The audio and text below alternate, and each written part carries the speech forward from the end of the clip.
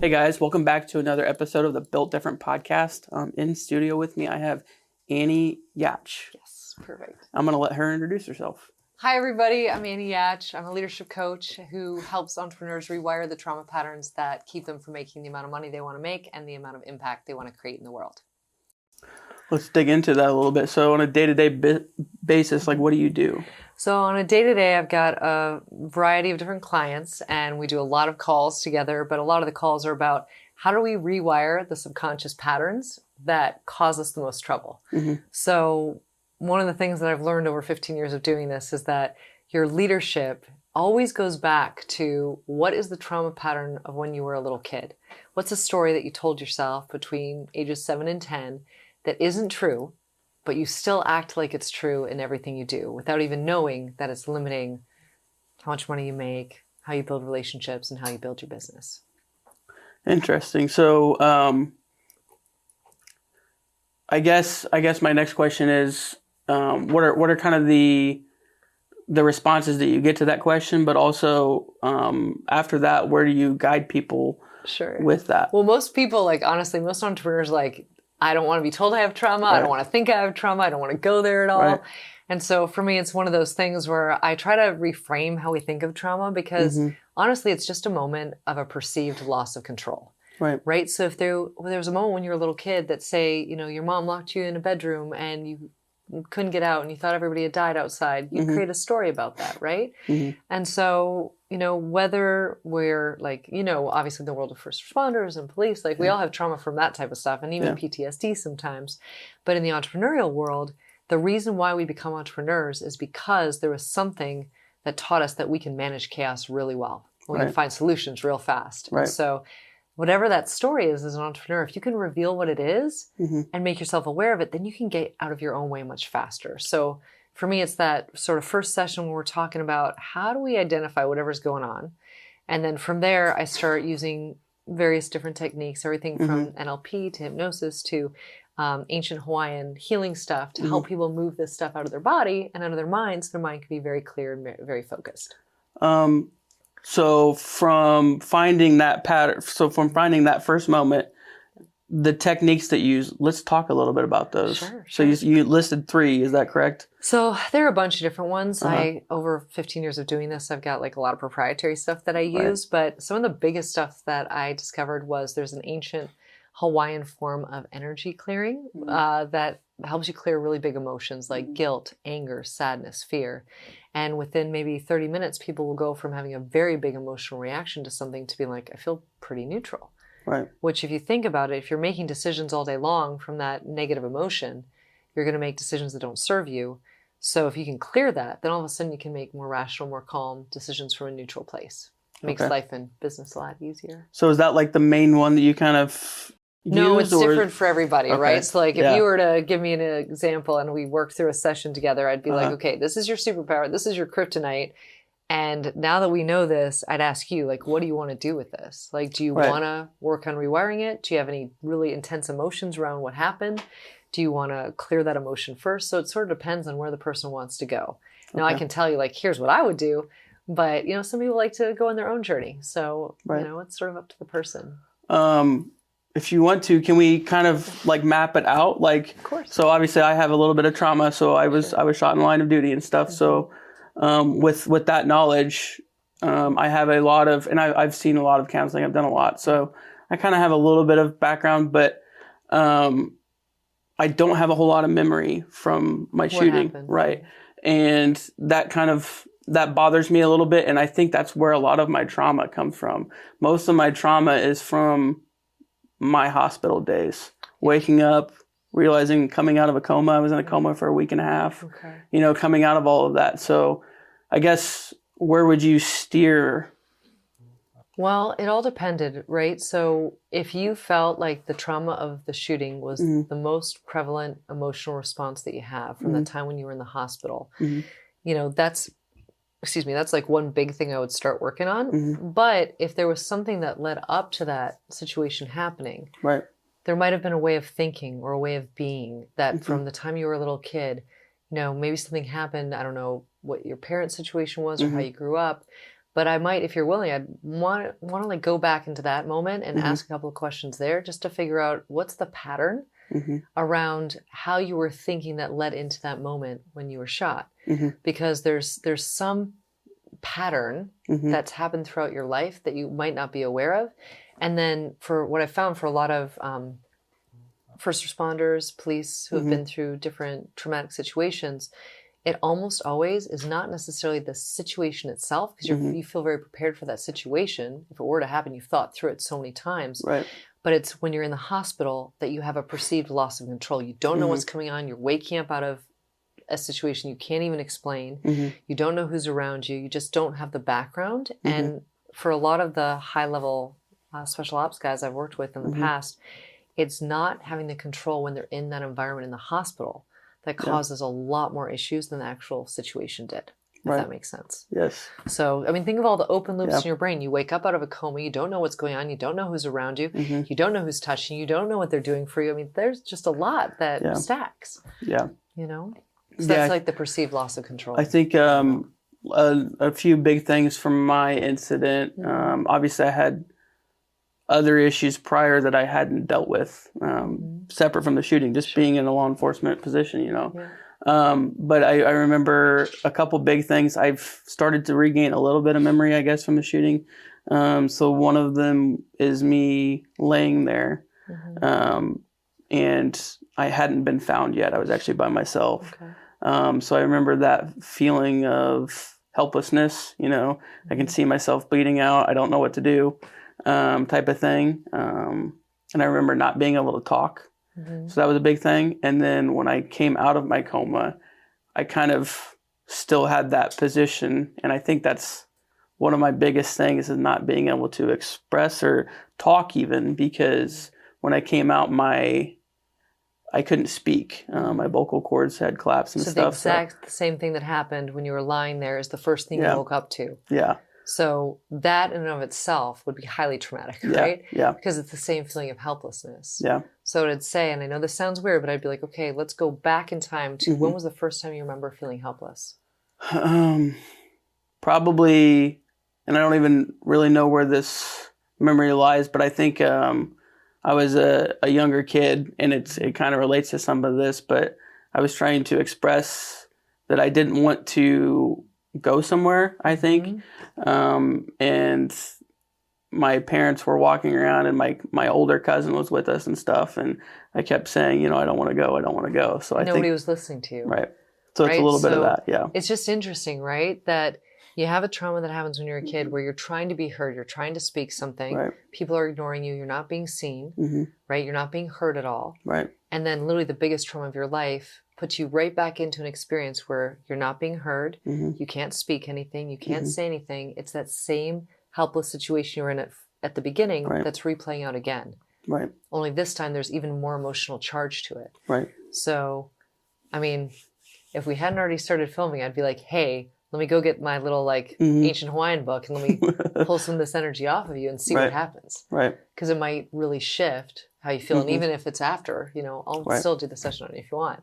Just because I feel like that helplessness feeling of not being able to speak, that's followed you. So now, obviously, like, I don't know if you know this, but like you doing podcasting is your chance to speak. Yeah.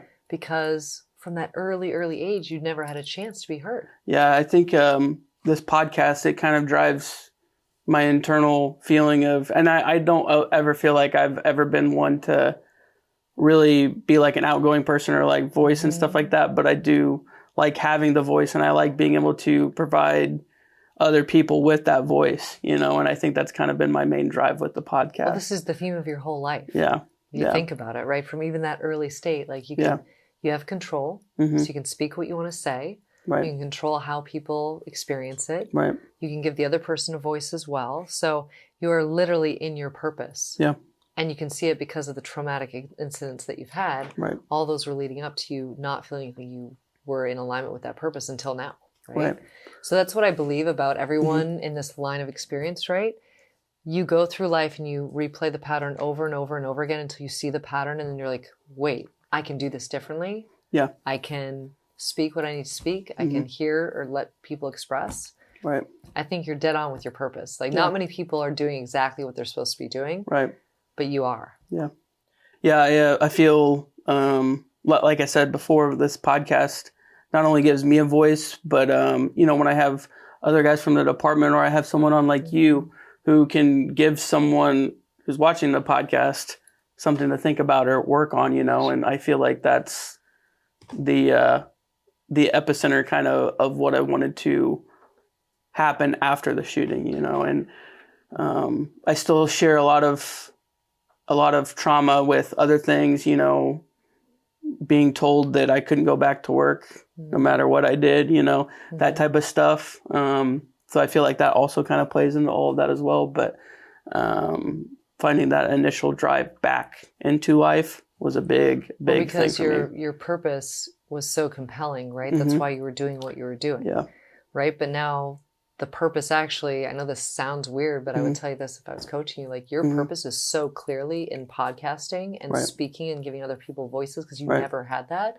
So you are completely in the right purpose for you. Right. And even if like some part of your soul is like, I want to go back in, I want to go back to that thing, it's because of the trauma bond that pulls you back into those scenarios where you're going to be helpless again. Right. So I think you're making the right choice Yeah. by doing what you're doing. Yeah. No, I think this is definitely where I need to be. I miss policing every day. I was also in the military. I miss that so much, but it's... You miss the brotherhood probably of the whole experience, let's be clear, right? Yeah. It's not that you miss the pain or the suffering or all that you were going through. It's the brotherhood of the men beside you who you knew you could trust. Yeah. You mentioned the trauma bonding thing and stuff like that. And that's a big thing with law enforcement, military. It's you go through so many incidents with people, and I became closer to the people that I worked with at the PD and the military faster than I ever did growing up with people in school and stuff. Well, that's because you guys all probably had a certain level of trauma. That was very similar, right? Yep. So that trauma bond is going to happen, and then you add on to it the crazy experiences that you guys have together, then it's an even deeper trauma bond, right? And then when you leave that, it feels like your heart's been wrenched out of your body because that same feeling doesn't exist. Right? But then, the thing I tell a lot of because I work with a lot of special ops dudes and guys out of the military, and I'm like, the biggest thing is you can create that same feeling outside of that experience, but it requires you to really shift up how you think about it in your mind. Right. Because, if every deeply connected moment is in almost like a traumatic state, it means you're going to look for that now, and your body's going to be prone to wanting that because that's where you've built the deepest connections. Right. So it's going to always feel like you have this massive tug back into what you used to do. Right. Just because of that. Right. The subconscious. So kind of shifting gears a little bit, I know there's certain things that bother me in life, it's not really the loud noises or anything, but one of them is losing control or not being able to speak and stuff like that. How do you direct people to kind of help shift that or redirect what's going on at that point? So when you work in trauma, there are sort of 4 areas you got to really address. So you have to address it intellectually, got to address it emotionally, you have to address it in the body, because the body, the book, The Body Keeps the Score is really fascinating, right? So the body's holding all that. And then you have to address it on the neurochemical level, how your brain produces serotonin, oxytocin, dopamine. And one of the biggest ones I found was about 7 years ago. I found a company, and this company, I don't know if you've ever heard of the movie Limitless with Bradley Cooper. He takes a pill and his brain expands like crazy, and he's able to see a whole different world. I've seen it, yeah. So they basically have a technology that goes into your system, into your body, and allows your nervous system to completely calm.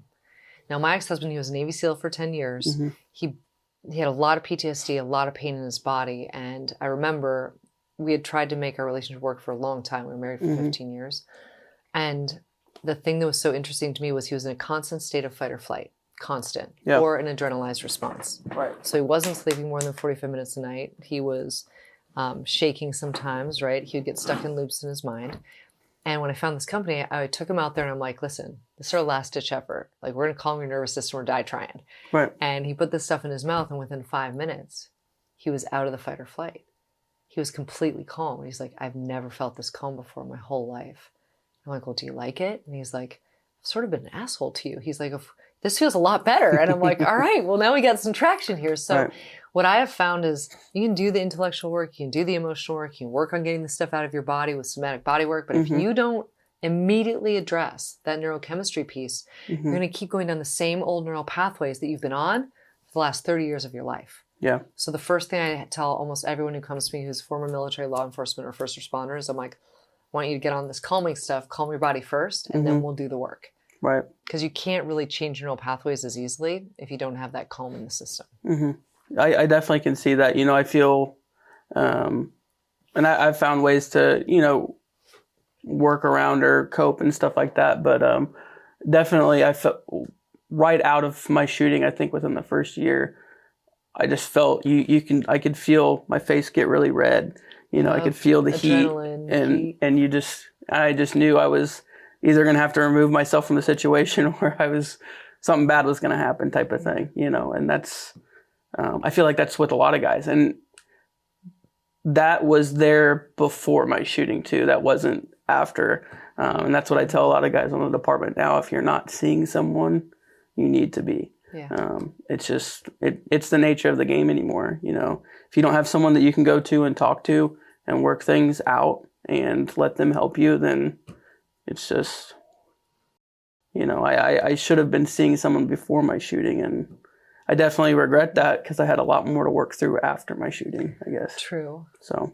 But you know what? The beautiful thing about your whole process is it all got you to this exact moment, right? And maybe there's been a piece of this where, like, you never heard of the neurochemical side, right? And how to boost that naturally, right? And so for me, there's a program that I'm about to launch called Warriors Lighthouse. It's for anyone who has gone through anything traumatic, but either in the military or through law enforcement. And it's a way to reset the neurochemistry for these gentlemen, and then to help them work through the stuff that comes up once you calm the system, because you guys are not used to having a calm system really ever, right? Even from a young age. Right. And so I did this recently with a Navy SEAL, and he had horrible migraines for 14 years, and really bad when you're up throwing up every couple of days.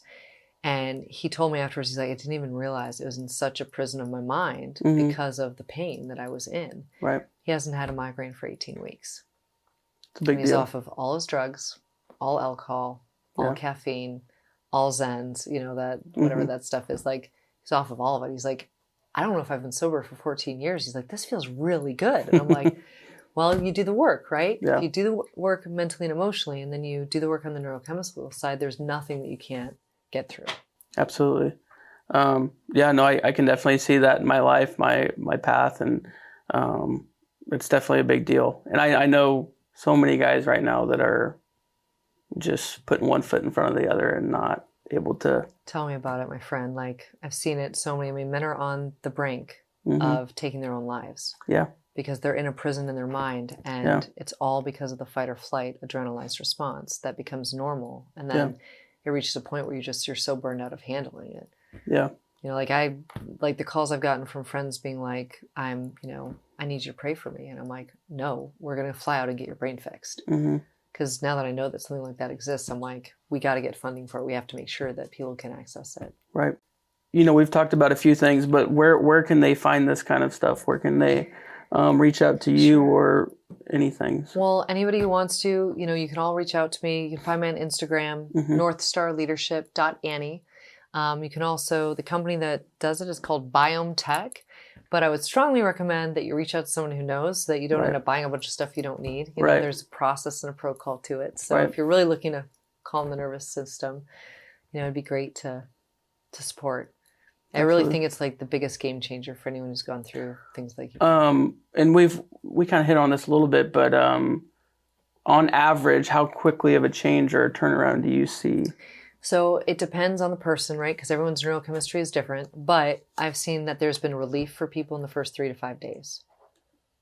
So they'll notice a change, but from what I've discovered and what I've seen over the past 7 years, I would say it takes, especially if you're in that level of fight or flight, it takes you going out to do their biggest level of their supplement, which is a bit more of an investment, which is why I'm working on getting some funding together for it for anyone. Right. But I think then, in the first 5 minutes of the treatment, it's beautiful to watch. I cry every time I watch somebody go through it because it's just such a big change, Yeah.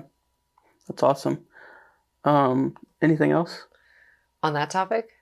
We could talk about... wherever you want to go. Oh, gosh. Well, I think it's most relevant for you. that if you're open to it, you think about that neurochemical side. Because I can tell you've done work. Yeah. You know, on the brain side, on the mental, the health, all the things. You probably have a couple of different therapists. You have all that stuff. Yeah. But it's really hard when you've been through everything you've been through to really be present in the moment, you know? Yeah. It's definitely my mind anymore nowadays. It's always spinning because I always got all these things going. But I definitely find myself always still back in cop mode or military mode, you know, and working through that stuff and working, especially in large crowds, stuff like that. You know, I think every person is like that that's been through that type of lifestyle, but it's definitely, it's draining, you know. Totally. It takes all your energy just to like make it through a crowd sometimes. I mean, I was married to a Navy SEAL who was in for 10 years. Like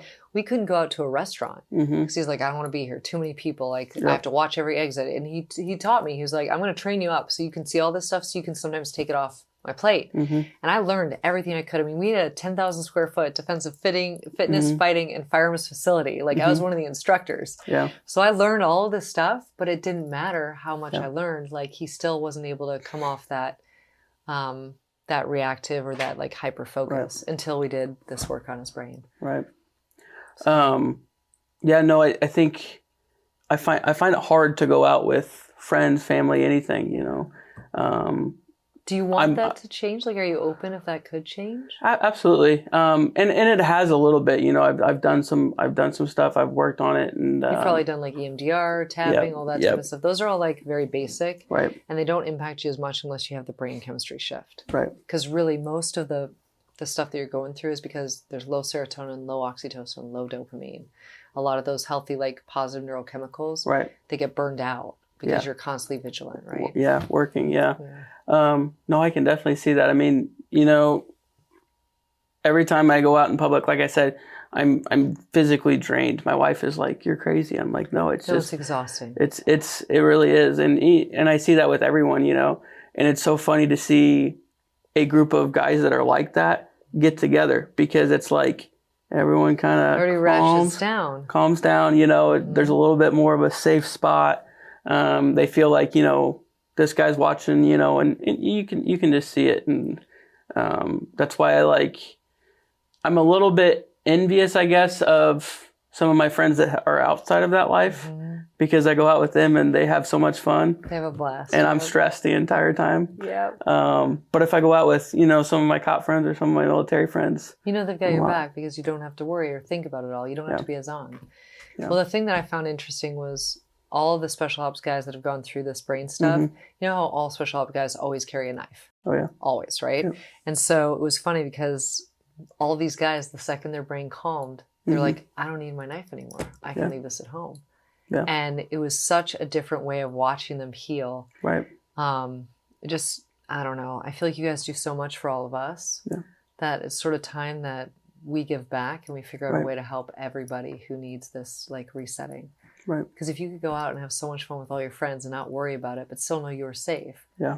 I feel like that would be a game changer. You'd have so much more energy. You'd feel like, wow, like this is easy for me to manage. Yeah. So. 100%. No, I appreciate that. I know a lot of guys do, especially guys that have to walk down the path or will eventually have to. I just wish we did more, you know, because that's something that makes me sad. You know, we have all these amazing men in our country who are I honestly think that men are the most sensitive, caring souls. Right. You know, and you guys go through so much, whether it's as providers or as caretakers or as protectors. And then, you know, at the point where something happens to you, and like it happened to my ex-husband, you know, he got horribly injured and nobody showed up. Yeah. And for him, all of his trauma was in the hospital after the fact because he just couldn't control anything that was happening. He didn't know what was happening most of the time. Yeah. So I think that there are so many open loops in the brain that until the neurochemistry is high enough, you can't close any of the loops. And it's really hard because you just replace similar things. Right. How long have you been doing this? About 15 years. Long time. But it took 7 years for me to find this other company. Right. Because like I was doing all the intellectual, emotional stuff. Right. I mean, he was seeing some change. We had tried so many different things to try to help him. Right. And like he and I had even created a really incredible trauma release technique that we did on a bunch of people. But the biggest thing was this neurochemical reset in an organic way. Right. because we were both about to give up. But that took me about 15 years of trying all these different things, spending, I can't even tell you the amount of money. We probably spent 300 grand over 15 years trying to resolve this. And finally, when I figured it out and we got this other company involved, I was like, oh my God, so many people can change if we just knew this existed, but most people don't. Right. Yeah, I think that's a big part of, it's still, I know a lot of people try to change it, but it's still a big part of trauma recovery is all the tools that are out there, but all of the links to get to those tools. Nothing synced up in the right manner, you know? I mean, 15 years. Took me 15 years to figure out what's the right protocol. How do you set this up the right way? What's the type of coaching that's needed? You know, that's why now when I think about helping all the men, you know, in uniform or any type of uniform, protect all the protectors, I'm like, we've got to do this better. Yeah. So I don't know if I'm going to run this Warrior Lighthouse thing, I'm going to invite you out at some point. You should. Yeah, absolutely. I'll be there. I would love to see you go through it. I think it would pretty much blow your mind. Yeah, absolutely. I love doing this kind of stuff and finding people like you to not only help me, but also give me tools to bring to other guys. Because I just, you know, I could pull out 5 right now and put them in this room. Absolutely. Like if I said to you, I need 10 guys whose lives will 100% change. I'd give you 15. Okay. Yeah. I mean, this is great for me to know because I've literally gone to a couple different groups and I'm working on the funding side and every guy needs 40 grand. I'm like, okay, you get me 10 guys or 12 guys in a room. I'm going to get 40 grand for each guy to go out and do this work. Yeah. So. Yeah. They, you know, it's a sad thing, but you know, especially working in the city, there's just so much there. And not only in the police department, you know, you got EMS and fire, and then you've got the regular citizens. I know. I mean, on the north side, the regular citizens see so much. It's insane. But there's just a lot of trauma. There's a lot of stuff we want to change in this world. Yeah. That's why I figured I would start with the entrepreneur path, like business owners, because I'm like, well, if I help one business owner change his story, then he hires people and he hires more people. And like now we're creating beautiful family environments where people are able to make more money and have better choices.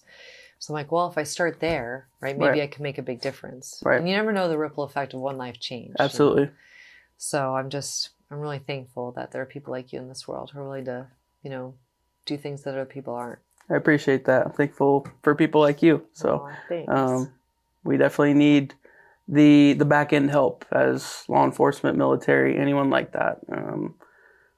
I mean, it's one thing to put on the uniform every day and do all of that, but then at the end of the day, you go home and you sometimes don't have anything, and that's a big deal when someone like you steps in and provides that gap. So we appreciate it. Thank you for saying that. Absolutely. I can't wait. I think this is going to be the year for some cool shifts for people. So good. That's awesome. So we kind of went over it, but I want to reiterate real quick. If they want to find you, get a hold of you. Yep. NorthstarLeadership.Annie, ANNIE, and that's on Instagram. The easiest way is just to DM me and ask for some support or some guidance. Happy to help. And I do a lot of this without, I'm not charging people to introduce them to this company or to help them with it. Because from my perspective, I'm like, this is my give back for them saving my husband's life and really helping us have healthy kids. Because, you know, there was a time when my kids wouldn't even sit on my husband's lap. Because he was so checked out and he was not where he needed to be. So if I can help like keep the nuclear family together, help people have better relationships, and if it's through the neurochemical side, I'm a huge fan. That's awesome. Thanks for coming on. Thanks for having me. Absolutely. And thanks for all that you do. Absolutely. Thank you. You're welcome.